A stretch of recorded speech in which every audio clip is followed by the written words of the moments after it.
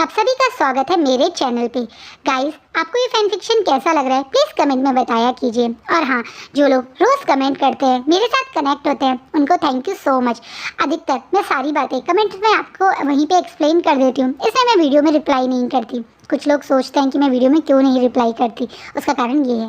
पर please comment किया कीजिए, मेरे साथ कनेक्ट किया कीजिए। जो लोग वीडियो देख रहे हैं प्लीज़ चैनल को सब्सक्राइब किया कीजिए। आप नहीं जानते, इस समय मेरे लिए एक सब्सक्राइबर बहुत ज़्यादा इंपॉर्टेंट है। एक सब्सक्राइबर का नंबर बढ़ते हुए देखना मुझे मन में कितनी खुशी दिलाता है, क्योंकि मेरा पुराना चैनल भी शायद मैं इसी तरह से वापस पा सकती हूँ। मेरे चैनल पे कोई स्ट्राइक नहीं है, किसी ने मेरे चैनल के अगेंस्ट कोई कंप्लेंट नहीं करी थी, बस मेरे से उसका एक्सेस चला गया क्योंकि मेरी गूगल आईडी किसी ने हैक कर ली थी। इसी कारण जब आप मुझे सब्सक्राइब करेंगे तो शायद मैं यूट्यूब से कनेक्ट करके वहाँ उस चैनल के रिक्वेस्ट रेस कर सकती हूँ। यही कारण है कि इस समय एक सब्सक्रिप्शन मेरे लिए बहुत इंपॉर्टेंट है।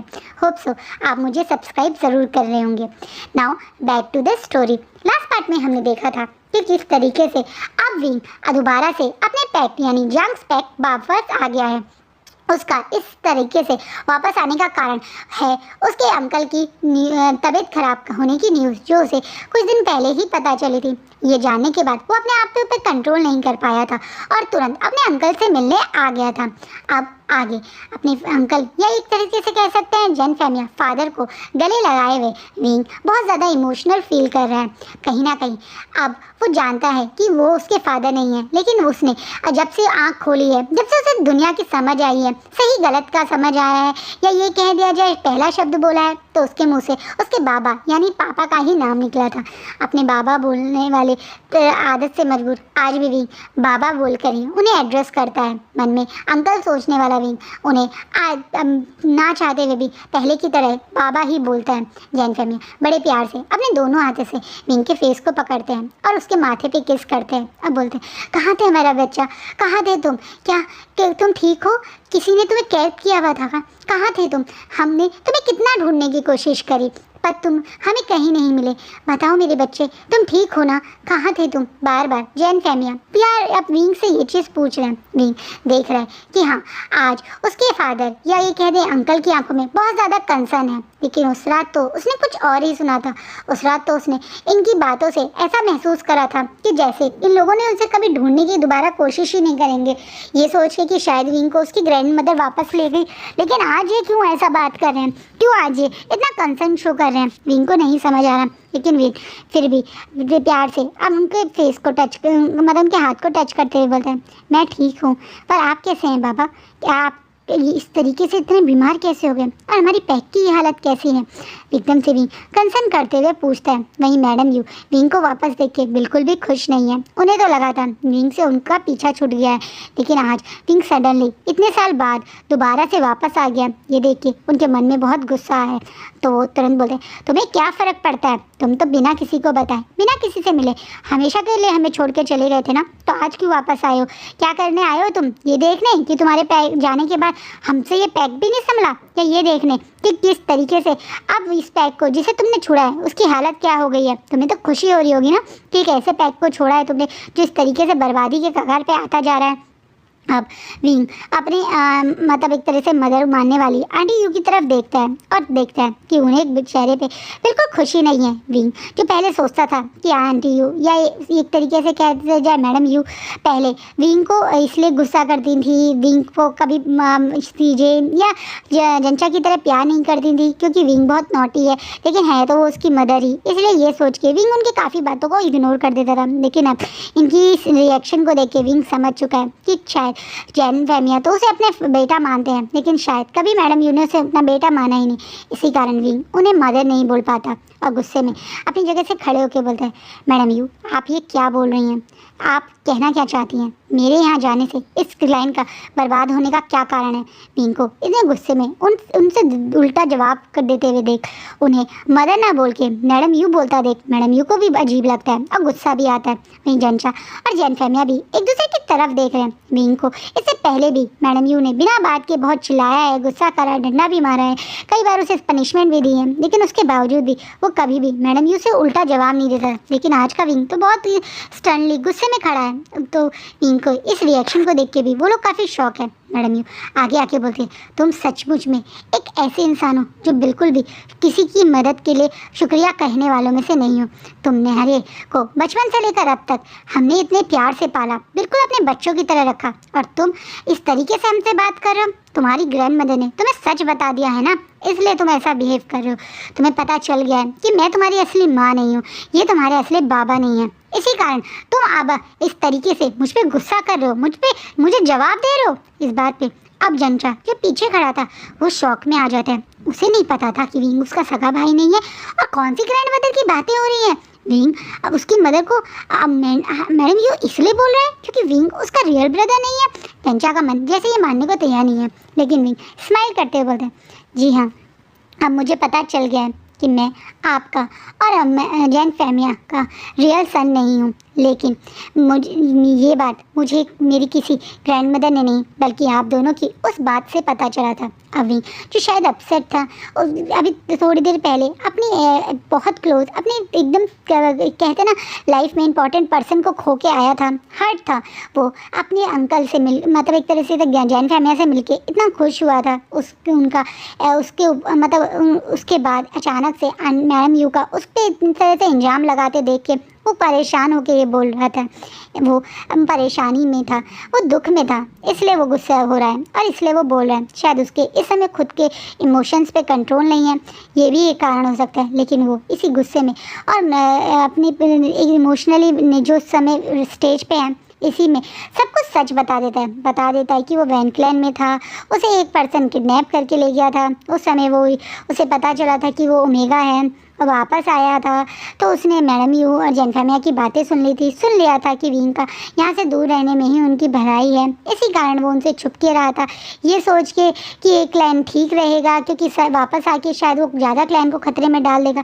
ये सारी बातें जब वो रो के बताता है, दुख हो के बताता है, तो कहीं ना कहीं जैन फैमिया जो बेड पे बैठे थे उनका मन बहुत ज़्यादा पेन में चला जाता है। उन्होंने एक्सपेक्ट नहीं किया था कि इस तरीके से विंग को सच पता चला था और उनकी कारण ही विंग इतने साल से सबसे छुपा हुआ था, एक ऐसी गुमनाम जिंदगी जी रहा था। वहीं जंचा को जब ये बात पता चलती है तो उसे एक मिनट के लिए अपने कानों पे विश्वास नहीं होता।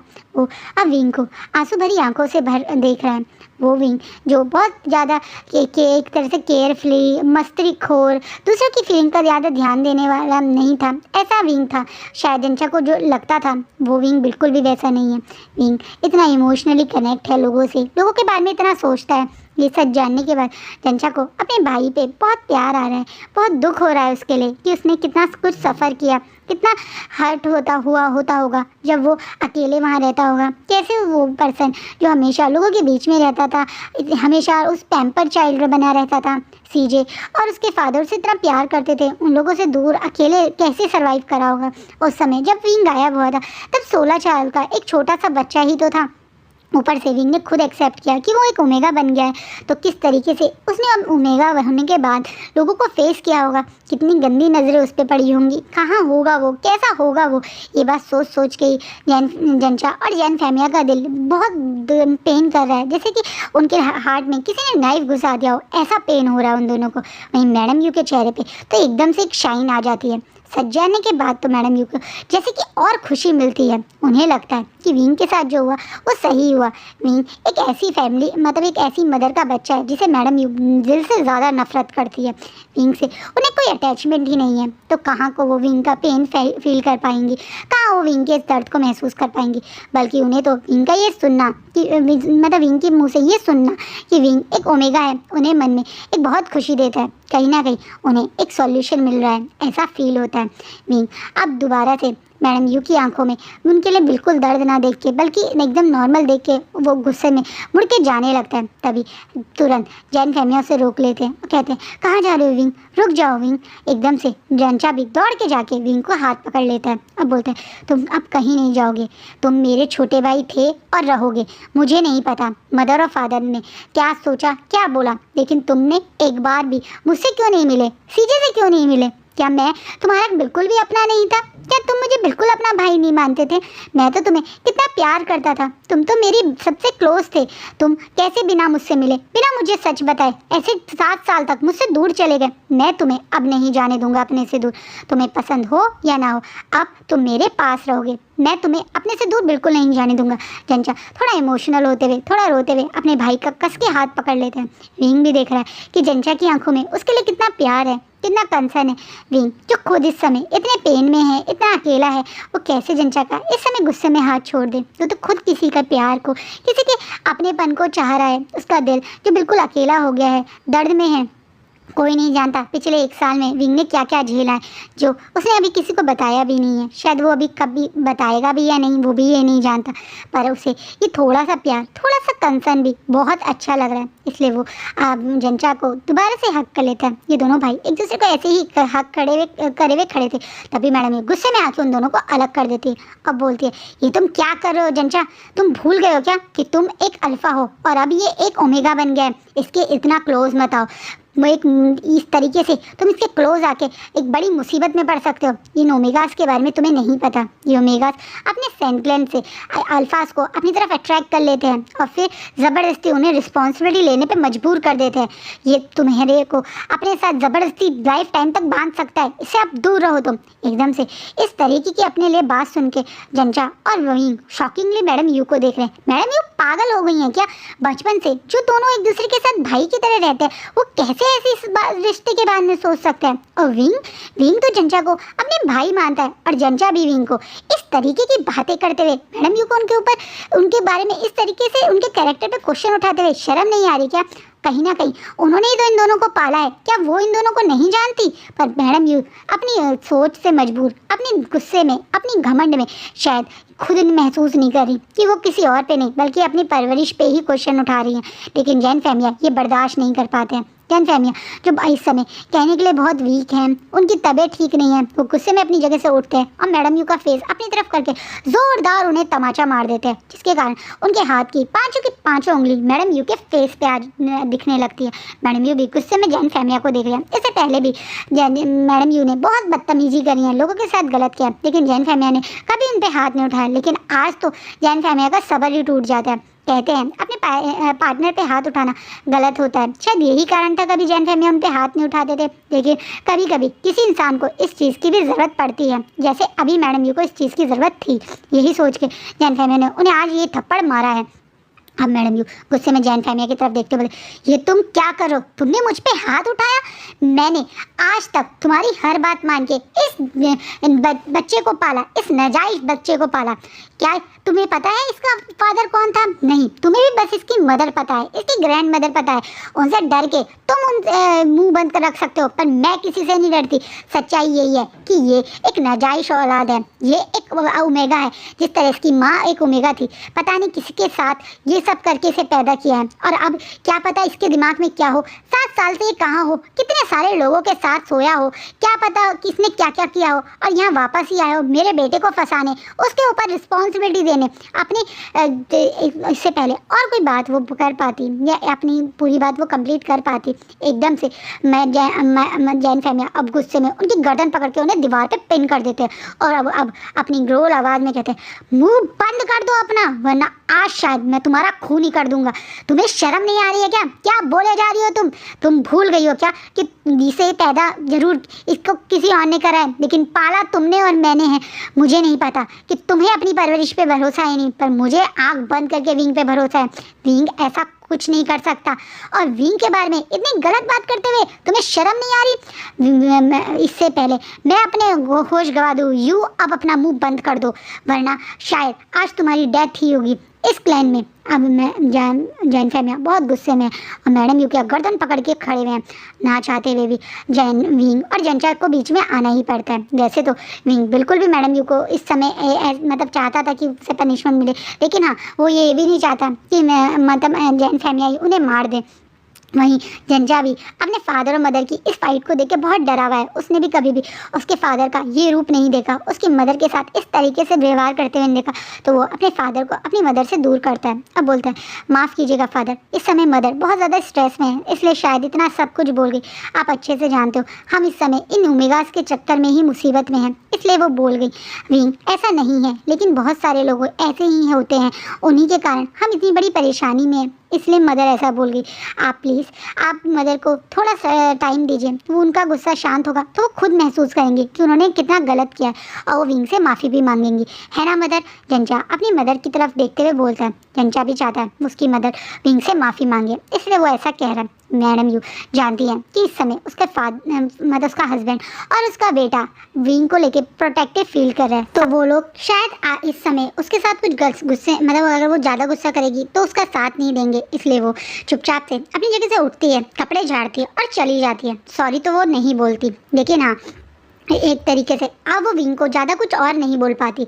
अपना सारा गुस्सा विंग के ऊपर वो हमेशा से बचपन से ही उतारती थी, पर पहले वो ये सब करती थी जब विंग कुछ गड़बड़ करता था या गलती करता था, लेकिन आज वो अपने आप पे कंट्रोल नहीं कर पाई। उसे एक तरीके से वो इंसान जिस पे उसे हमेशा गुस्सा उतारने का मौका मिल जाता था, वो उसकी आंखों के आगे आया, तो वो बिना बात के ही उस पर गुस्सा करने लगी, बिना बात के ही उसको हर चीज़ का ब्लेम देने लगी। सच्चाई तो यह कि वो बहुत ज़्यादा फ्रस्ट्रेटेड है, क्योंकि जंग्स क्लैन अब पहले की तरह पावरफुल नहीं रहा।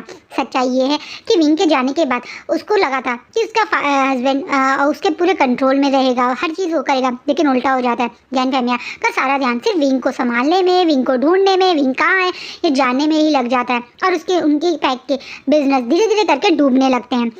उसके बाद जहाँ उन्हें लगा था कि जिन क्लैन से संधि करके उन्हें फ़ायदा होगा, बल्कि उल्टा नुकसान हो जाता है, क्योंकि जिन क्लैन के लोग इनके क्लैन के ओमेगास को ले जाने लगते हैं, ये अपने पर्सनल काम की वजह से, या ये कह सकते हैं सेक्स स्लेव्स बनाने के लिए, जिसके कारण उन्हीं के पैक के लोग उन जैन फैमिया से नाराज़ होकर उनके पैक को छोड़ के दूसरे पैक्स में जाने लगते हैं, जिनके पीछे सबसे बड़ा कारण यही है कि जिन क्लैन के साथ मैडम यू ने जो संधि कर दी, या ये कह सकते हैं मैडम यू ने जो रिश्ता बना दिया, वो उनके जिन क्लैन के बदतमीजियों को, जिन क्लैन की हरकतों को सपोर्ट करती थी, और कहीं ना कहीं उनके पैक को ये लगता था कि कहीं ना कहीं उनकी खुद की लूना, या ये कह सकते हैं उनके पैक लीडर की वाइफ उनके लिए स्टैंड नहीं ले रही, उनके ओमेगा सब बच्चों के लिए स्टैंड नहीं ले रही, और उनके तो वो भी गुस्से में इस पैक को छोड़ चुके हैं। एक तरीके से इस पैक में रह गए ही कुछ लोग रह गए हैं, जिनसे ये पैक संभालना बहुत मुश्किल हो रहा है। अब ना चाहते हुए भी मैडम यू और ज़्यादा परेशान इस वजह से भी है, क्योंकि यानली को इन साल में कोई भी बेबी नहीं हुआ है, और सब उस चीज़ का भी कहीं ना कहीं यानली भी प्रेशर में है। वहीं मतलब एक जिन क्लैन लीडर यानी जिन गौनशान भी अब अपने बेटे जिन जुशान पे ज़बरदस्ती कर रहे हैं कि वो किसी और से शादी कर ले, क्योंकि यानली एक बेटा थी, तो ऑब्वियस है कि वो कंसीव करने में प्रॉब्लम हो रही है, ये बात मान रहे हैं, और ज़बरदस्ती उसकी शादी किसी ओमेगा से करवाने की कोशिश कर रहे हैं। इसी कारण अब ओमेगा से चिढ़ रही है मतलब मैडम यू, और यही कारण था कि वो अभी कह रही थी कि ओमेगाज ही कारण है उनकी क्लैन की बर्बादी का। अब एकदम से मैडम यू जब घर अंदर आके इधर उधर सामान फेंकने रही है, गुस्सा कर रही है, तो उसको समझ नहीं आ रहा है कि वो कैसे क्या करे। पैक उसके हाथ से निकल रहा है, उसकी बेटी की लाइफ बर्बादी पे आ गई है, और सबके जिम्मेदार कहीं ना कहीं सब लोग उसे ही मान रहे हैं, क्योंकि ज़बरदस्ती यानली की तुरंत शादी करने की जिद भी मैडम यू की ही थी। और अगर वो कुछ समय रुकती तो हो सकता था कि यानली की शादी कहीं और भी हो सकती थी, जैसे कि नीमिंजो से, क्योंकि कहीं ना कहीं जंचा को भी जिन जुशान ज़्यादा पसंद नहीं था। हाँ, जिन जुशान उसकी बहन के साथ कुछ गलत नहीं करता, उसकी बहन को बहुत प्यार भी करता है, लेकिन उसकी पैक तो अच्छा नहीं है ना। सिर्फ एक इंसान से पूरी लाइफ नहीं बीतती, इंसान के सराउंडिंग के लोग भी उसकी लाइफ को इफ़ेक्ट करते हैं। आपके इन लॉज कैसे हैं, या आप किस घर में रहते हो, वो इफ़ेक्ट करता है। और यानली एक अच्छे घर में नहीं है, एक अच्छे पैक में नहीं है। कहीं ना कहीं जिन जुशान और उसके वो भाई और उसकी सराउंडिंग के लोग बिल्कुल अच्छे नहीं हैं, और इस बात का भी कहीं ना कहीं जैन फैमिया और मतलब एक तरह से जंचा विरोध कर रहे थे। पर मैडम यू तो पैसे के कारण, क्योंकि उस समय जिन क्लैन काफ़ी रिच है, अभी भी जिन क्लैन काफ़ी रिच है, लेकिन उस समय वो रिच के होने के चक्कर में उसने अपनी बेटी की शादी ज़बरदस्ती मतलब जल्दी उससे करवा दी थी। उन्होंने कुछ ही टाइम पहले तो डेट करना शुरू करा था। कौन सा वो लोग एक तरीके से तब इतना एक दूसरे के प्यार में ही डूबे हुए थे। सही से अगर समझाते तो हो सकता था कि चीज़ें कुछ और होती, लेकिन वो इस चीज़ का जिम्मेदार खुद को नहीं मानती, सिर्फ बाकी दुनिया को मानती है। उसके लिए ये सब कुछ उसने नहीं बल्कि सराउंडिंग ने करा है। अब जब मैडम यूँ वहाँ से चली जाती है तो जनचा और जैन फैमिया विंग की तरफ देखते हैं। वो आगे आके विंग को गले लगा लेते हैं जैन फैमिया और कहते हैं, बेटा तुम इसकी बात बिल्कुल मत सुनो, वो पागल हो चुकी है, वो पूरी तरह से पागल हो चुकी है और इसी कारण वो ऐसी हरकतें कर रही हैं। तुम हमेशा से मेरे बच्चे हो और जनचा तुम्हारा भाई, बस इस बात को याद रखना। माना कि 7 साल पहले तुम बिना मुझसे मिले मेरी बात सुनकर मुझसे दूर हो गए थे, लेकिन सच्चाई यही है कि हाँ, मैं तुम्हें अपना बच्चा मानता हूँ और तुम मेरे ही बच्चे रहोगे और मेरे पास रहोगे जब तक मैं ज़िंदा रहूँगा। यही कह के जैन फैमिली अब विंग को कहीं नहीं जाने के लिए मनाते हैं। विंग खुद जो जानता है कि इस समय उसका कहीं सेफ रहना, किसी के साथ रहना ज़रूरी है, क्योंकि उसकी हेल्थ कंडीशन कुछ अलग है।